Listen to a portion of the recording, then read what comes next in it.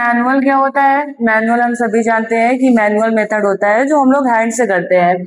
तो it is a process, it is a process seed scattered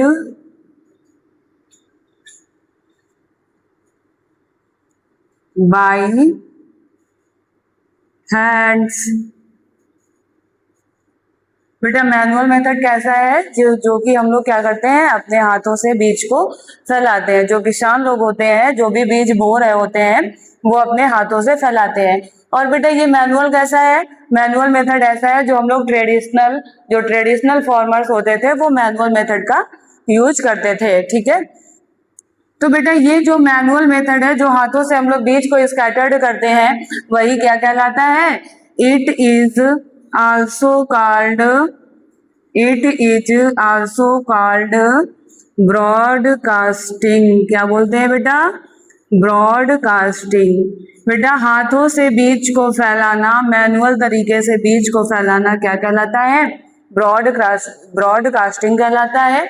और ये जो हमारे ट्रेडिशनल फार्मर्स थे, जो हमारे पहले पुराने जमाने के फार्मर्स थे, वो इस ब्रॉडकास्टिंग का यूज करते थे। बेटा इसका एक मतलब इसके बहुत सारे क्या है, इसके बहुत सारे हार्मफुल इम्पैक्ट भी हैं। जैसे अगर हमने मैनुअल किसी बीज को बो रहे हैं, मैनुअल तरीके से बहुत सारे बीज मैंने ऐसे करके स्कैटर्ड कर दिए, तो क्या होगा कि बहुत सारे बीज एक जगह इकट्ठा हो जाएंगे, कुछ काफी दूरी पे होंगे, कुछ कम कम दूरी पे होंगे। तो इससे क्या होगा, प्रॉपर डिस्टेंस मैनेज नहीं हो पाएगी किसकी? सीड की। क्योंकि सीड को प्रॉपर डिस्टेंस क्यों चाहिए बेटा? सीड को प्रॉपर डिस्टेंस इसलिए चाहिए क्योंकि हमें एक पौधे को जितनी सनलाइट जरूरत है, जितना पानी जरूरत है, और जितनी CO2 जरूरत है, और जो भी सॉइल में न्यूट्रिएंट्स हैं, माइक्रो ऑर्गेनिज्म है, जिसकी जरूरत है, वो एक सॉइल को, उस बीज को चाहिए। तो उसको क्या करना है, बहुत सारे अगर हमें क्रॉप फसल उगानी है तो हमें क्या करना पड़ेगा? प्रॉपर प्लेस देना पड़ेगा। लेकिन मैनुअल तरीके से जब हम लोग करते हैं तो सीड को प्रॉपर प्लेस नहीं मिल पाता है, प्रॉपर डिस्टेंस नहीं मिल पाती है। फिर दूसरा क्या है बेटा, प्रॉपर डिस्टेंस तो नहीं मिल पाती है, लेकिन जब हमने ऐसे बीज फैला दिया तो क्या होता है, हमारे कुछ बीज जो होते हैं वो क्या होते हैं, सॉइल के ऊपर ही रह जाते हैं, जिनको कौन खा जाता है? बर्ड्स खा जाते हैं, रोडेंट्स खा जाते हैं, जिसकी वजह से जो हमारी क्रॉप की यील्ड है वो क्या हो जाती है? कम हो जाती है। फिर तीसरा क्या है हार्मफुल इम्पैक्ट बेटा, जैसे ही सीड जमीन में बोया गया, वो मिट्टी में पूरी तरीके से मिल नहीं पाया है, तो उसको क्या नहीं मिल रहा है? मिट्टी से न्यूट्रिएंट्स नहीं मिल पा रहे हैं, और क्या नहीं मिल पा रहा है? वाटर नहीं मिल पा रहा है। अगर ये दोनों चीजें नहीं मिल पा रही है और ज्यादा मात्रा में उसे क्या मिल रही है? सनलाइट मिल रही है, जिसकी वजह से वो सीड क्या हो सकता है? नष्ट भी हो सकता है। तो इसके बहुत सारे हार्मफुल इम्पैक्ट हैं मैनुअल के, जिससे क्या होता है, क्योंकि हम लोग जानते ही हैं जो हमारे ट्रेडिशनल फार्मर्स फसल करते थे उनकी यील्डिंग कम होती थी, लेकिन जो मॉडर्न डेज के फार्मर इसमें सीड को बो रहे हैं, वो अभी हम लोग देखेंगे उनकी यील्ड क्या हो रही है? ज्यादा हो रही है। तो इसके हम लोगों ने हार्मफुल इम्पैक्ट पढ़ लिए हैं, मैंने बता दिया है, आप लोग कंप्लीट कर लेंगे। फिर बेटा हम लोग करते हैं मैकेनिकल तरीके से।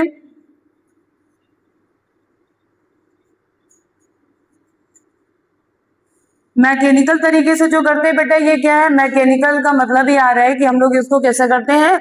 मशीनों के द्वारा करते हैं। और जिस मशीन से बेटा सीड को बोया जाता है, उस मशीन का नाम क्या है? Seed drill. क्या नाम है बेटा? Seed drill. Modern day farmer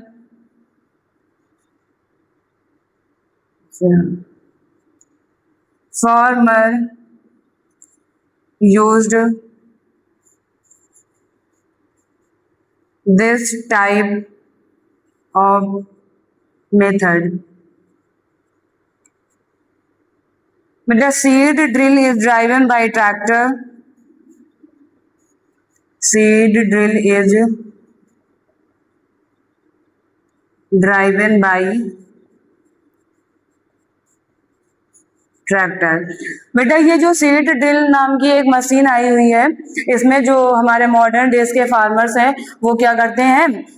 इसी मेथड से बीज को बोते हैं। इसमें क्या होता है कि बीज एक तो प्रॉपर प्लेस में जाता है और उसकी प्रॉपर डेप्थ होती है, मतलब वो इतना नीचे जाता है कि उसे मिट्टी से न्यूट्रिएंट्स भी मिलते रहते हैं, पानी भी मिलता रहता है और सनलाइट भी मिल रही है। और क्या हो रहा है, बहुत सारे बीज एक जगह इकट्ठे नहीं है तो उनके बीच में कंपटीशन नहीं हो पा रहा है, तो बीज एक नन्हा पौधा जब बच जाता है तो आसानी से उसे अपनी ब्रांचेस को फैलाने के लिए क्या मिल रहा है, सरफेस एरिया मिल रही है, जिसकी वजह से हमारी जो इस समय की क्रॉप्स हो रही हैं वो क्या हो रही हैं, ज्यादा मात्रा में हो रही है। तो बेटा मैकेनिकल मेथड का नाम क्या है, कौन सा हम लोग इम्प्लीमेंट यूज कर रहे हैं, तो हम लोग मैकेनिकल मेथड में सीड ड्रिल यूज कर रहे हैं, जो आजकल के फार्मर कर रहे हैं। वो क्यों कर रहे हैं, क्योंकि जब नीचे डेप्थ में जा रहा है तो हमारे जो रोडेंट्स हैं, जो पक्षी हैं, वो उनको बीज को खा नहीं सकते हैं, फिर उनको प्रॉपर न्यूट्रिएंट्स, मिनरल वगैरह सारी चीजें मिल रही हैं, तो आसानी से एक हमारा जो बीज है वो हेल्दी लाइफ उसकी होती है और अच्छा पौधा उत्पन्न होता है। बेटा हम लोगों ने सोइंग का टॉपिक कंफर्म कर लिया है, पढ़ लिया है। तो अब मेरा आता है बेटा adding manure and fertiliser. Sowing करने से पहले और सोइंग करने के बाद हमें क्या करना पड़ता है बेटा, मैन्योर और फर्टिलाइजर को ऐड करना पड़ता है, जिससे क्या क्या होता है वो पढ़ते हैं। मैन्योर क्या है बेटा, it is a organic substance. ये कैसा है, ऑर्गेनिक सब्सटेंस है, जो कि कैसे बना हुआ है, डीकम्पोजिशन ऑफ प्लांट्स और एनिमल से बना हुआ है। प्लांट और एनिमल के डीकम्पोजिशन से क्या बना हुआ है, मैन्योर बना हुआ है, जो कैसा है हमारा, ऑर्गेनिक सब्सटेंस है। कैसा है बेटा, ऑर्गेनिक सब्सटेंस है। Decomposed organic material rich in nutrients is then added in the soil, replenish its fertility। जो decomposed मैन्योर होता है, ऑर्गेनिक मटेरियल को ही मैन्योर हम लोग बोल रहे हैं, वो क्या करता है, रिच इन न्यूट्रिएंट्स, इसके पास बहुत सारे न्यूट्रिएंट्स होते हैं। और क्या होता है, न्यूट्रिएंट्स होते हैं, तो ये जब सॉइल में ऐड होते हैं तो ये सॉइल की फर्टिलिटी को क्या कर देते हैं, रिप्लेनिश कर देते हैं। क्या करते हैं बेटा, रिप्लेनिश एक वर्ड आया है, तो हम लोग इसके बारे में पढ़ते हैं। जैसे फार्मर्स क्या करते हैं, लगातार एक के बाद एक क्रॉप क्या करते रहते हैं, बोते रहते हैं, जिसमें क्या होता है, जब हमने एक फसल बोई है तो जो मिट्टी में हमारी जो माइक्रो ऑर्गेनिज्म थे, जो क्रॉप को बढ़ावा दे रहे थे, उसकी वृद्धि में सहायक थे, और बहुत सारे न्यूट्रिएंट्स थे, जो क्या हो गए, लगातार क्रॉप बोने से क्या होता है, वो कैसे हो जाते हैं, नष्ट हो जाते हैं, डीके हो जाते हैं। जो मिट्टी में पहले से बैक्टीरिया कुछ ऐसे होते हैं जो हमारे क्रॉप को उसकी इंक्रीजमेंट को बढ़ाने में उनकी हेल्प करते हैं, कुछ माइक्रो ऑर्गेनिज्म होते हैं, अभी हम लोग आगे पढ़ेंगे। तो जब हम लोग लगातार क्रॉप को उगाते रहते हैं, अगर हम मैन्योर और फर्टिलाइजर नहीं ऐड करते हैं तो क्या होता है, क्रॉप की जो फर्टिलिटी है वो लॉस हो जाती है, क्योंकि उसमें जो भी न्यूट्रिएंट्स होते हैं वो सब क्या हो जाते हैं, खत्म हो जाते हैं। तो इसीलिए हमें क्या करना पड़ रहा है, क्रॉप को बोने से पहले और क्रॉप के बाद की फसल अच्छी से ग्रोथ करे तो हमें क्या करना पड़ता है, मैन्योर और फर्टिलाइजर को ऐड करना पड़ता है। तो बेटा अब इसके मैन्योर के एडवांटेज क्या हैं, क्यों हम लोग मैन्योर ऐड कर रहे हैं। मैन्योर बेटा कब ऐड करी जाती है, सॉइल सोइंग करने से पहले मैन्योर ऐड करी जाती है। बेटा ये कैसा है, increase the soil capacity to hold water. ये जब हम लोग मैन्योर को ऐड कर देते हैं तो ये सॉइल में किसकी कैपेसिटी को इंक्रीज करता है, कि जो हमारी मिट्टी है वो पानी को अच्छी तरीके से होल्ड करके रखे, पकड़ कर रखे, जिससे मिट्टी में नमी बनी रहे, तो प्लांट की ग्रोथ क्या होगी, अच्छी होगी, क्योंकि पानी तो चाहिए ना प्लांट को। फिर क्या है दूसरा, make more porous soil structure. और जो हमारी मिट्टी का सॉइल का स्ट्रक्चर है वो कैसा हो जाता है, बहुत सारा पोरस हो जाता है, जैसे आसानी से सनलाइट वहां चली जाएगी, वाटर अवेलेबल होगा और गैसियस एक्सचेंज होता रहेगा, जिसकी वजह से कोई भी बीज अच्छे से वो हेल्दी ग्रोथ करेगा। फिर तीसरा क्या है बेटा, manure increase the growth of beneficial soil microbe. अभी मैंने बताया, जब हम लोग लगातार क्या बोते रहते हैं, फसलों को बोते रहते हैं, तो उनकी फर्टिलिटी क्या हो जाती है, समाप्त हो जाती है, नष्ट हो जाती है। तो इसीलिए हमें मैन्योर ऐड करने से क्या होता है, जो हमारे हेल्पफुल माइक्रोब्स हैं वो उसमें फिर से आ जाते हैं और फिर से वो फसलों में सहायक बन जाते हैं। चौथा क्या है बेटा, applying manure can improve soil structure, soil texture. जो हमारा सॉइल टेक्सचर है उसको क्या कर देता है, जैसे उसमें ह्यूमिडिटी बनी रहती है और ह्यूमस जो सबसे सॉइल स्ट्रक्चर की जो सबसे ऊपर की परत होती है ह्यूमस, वो बना रहेगा। तो इन सबको इस मैन्योर को अप्लाई करने से हमें इतने सारे एडवांटेज मिल रहे हैं। फिर बेटा क्या है, मैन्योर 3 प्रकार का होता है, एक फार्मयार्ड मैन्योर होता है, एक ग्रीन मैन्योर होता है और तीसरा हमारा क्या होता है, कंपोस्ट मैन्योर होता है।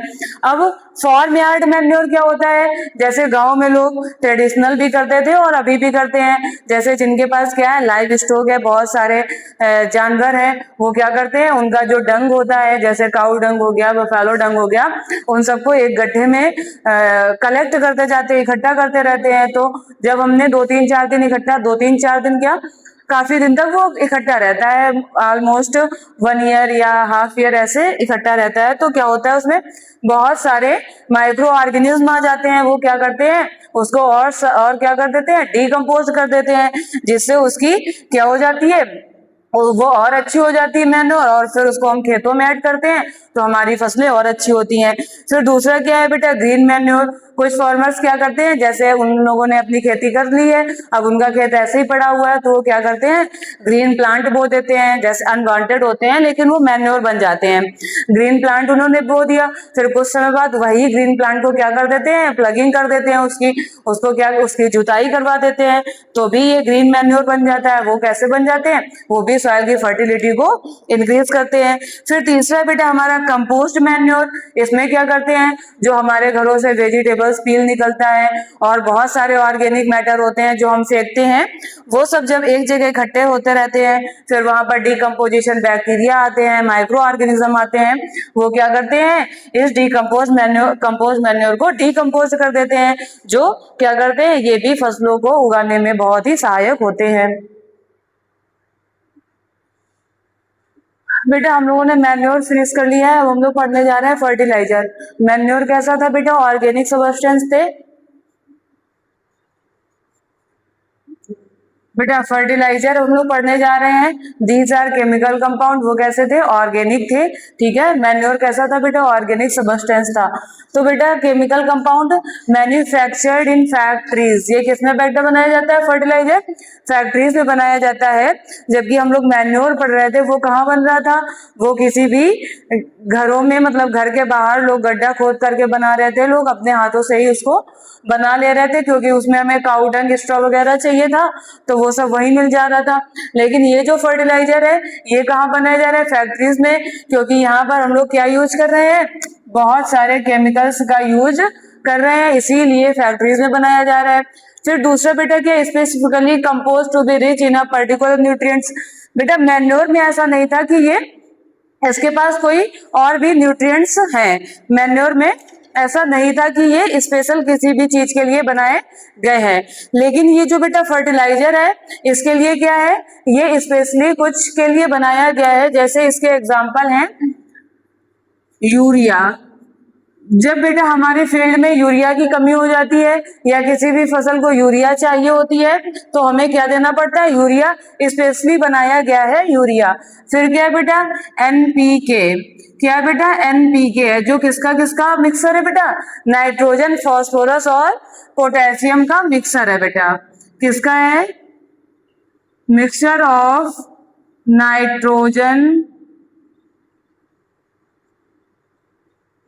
पोटेशियम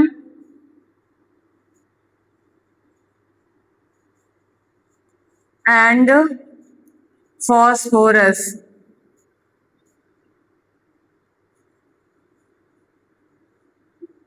ठीक है, और बेटा क्या है, एक होता है हमारा अमोनिया, NH3। जब अमोनिया की कमी होती है तो हम पौधों में अमोनिया देते हैं।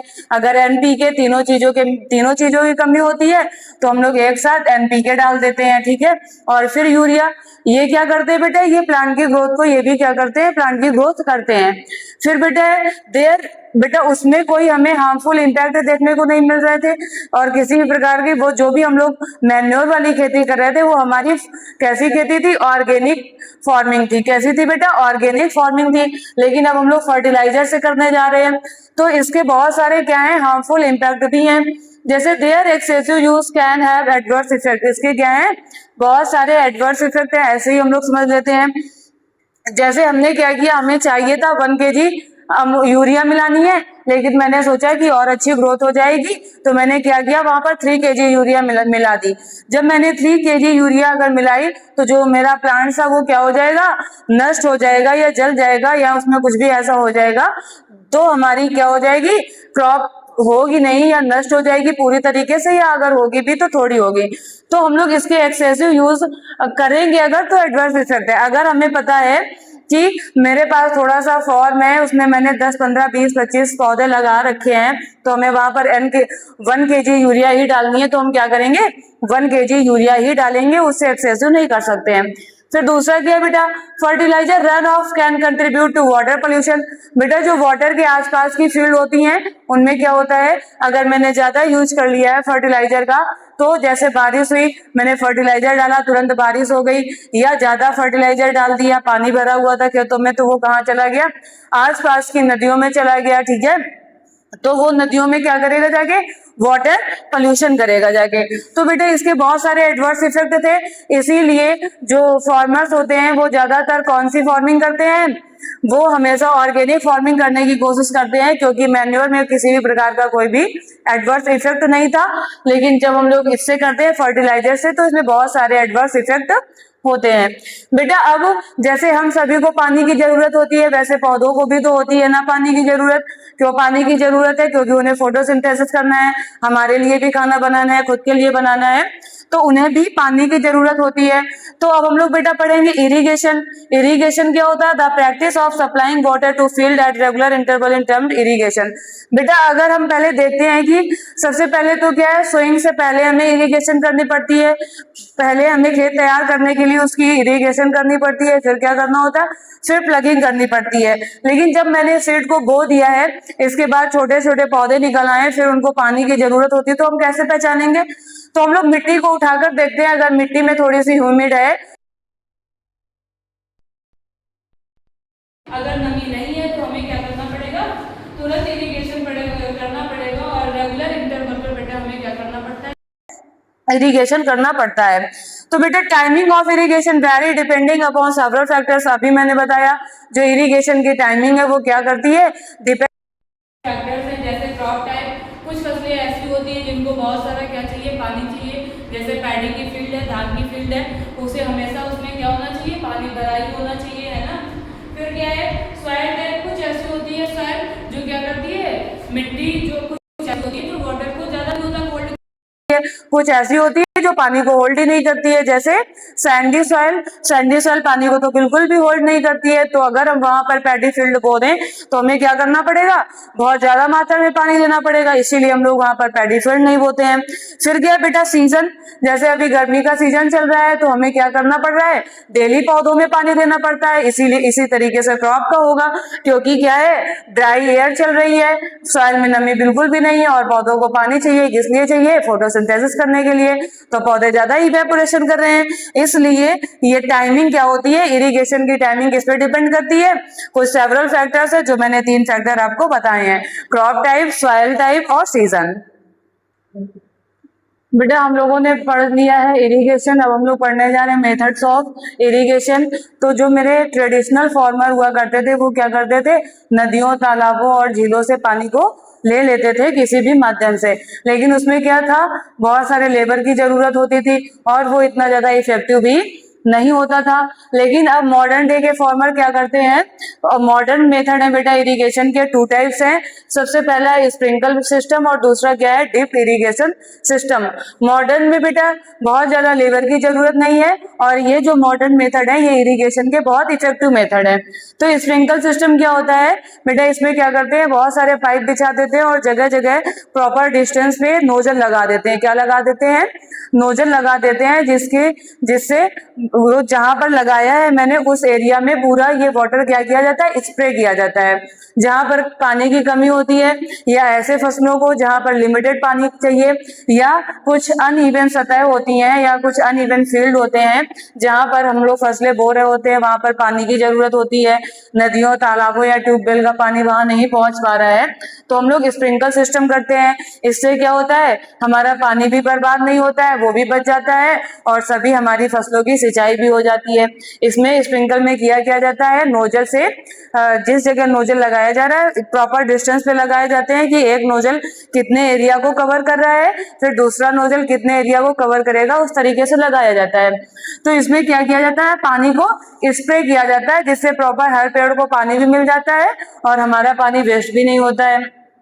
फिर बेटा ड्रिप इरिगेशन सिस्टम है। ये कैसा है, ये ड्रिप से बूंद बाई बूंद सब पाइप बिछा दिए जाते हैं। जिस पेड़ को हमें पानी पहुंचाना है उस पेड़ में लगातार एक एक बूंद करके क्या जा रहा है, पानी जा रहा है। तो ये ड्रिप इरिगेशन सिस्टम कहाँ पर करते हैं, जहां पर हम लोग कम खेती कर रहे हैं, जैसे फ्रूट्स की कर रहे हैं, वेजिटेबल्स की कर रहे हैं, या और भी बहुत सारी क्रॉप होती हैं जिनको क्या चाहिए, लिमिटेड पानी चाहिए, तो हम लोग ड्रिप इरिगेशन सिस्टम से पानी को देते हैं पेड़ों को।